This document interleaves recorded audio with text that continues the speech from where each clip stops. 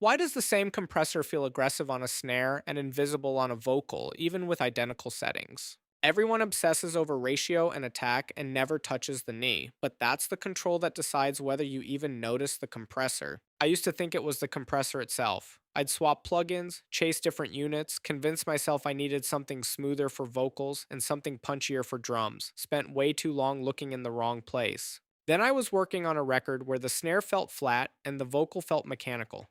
Both compressed similar settings, but something was off in opposite directions. I looked closer and realized I had them backwards. The snare was on a soft knee, the vocal was on a hard knee.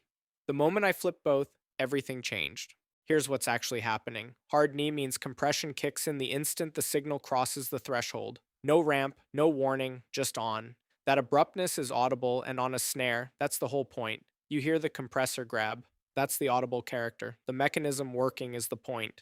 Soft knee does the opposite. It starts applying compression gradually as the signal approaches the threshold, so by the time it's fully compressed, the transition is already done. You never caught it happening. The vocal just feels polished, controlled, like it was always supposed to sit there. The compression is doing real work, but the machinery is hidden. Same compressor, same settings everywhere else, completely different listener experience.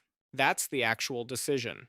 Not hard or soft as a technical checkbox, but do you want the listener to hear this compressor work or feel the result without knowing why? Once you start thinking about knee that way, it stops being an afterthought and starts being an intention. If you want to go deeper on all of this, comment compression and I'll DM you a link.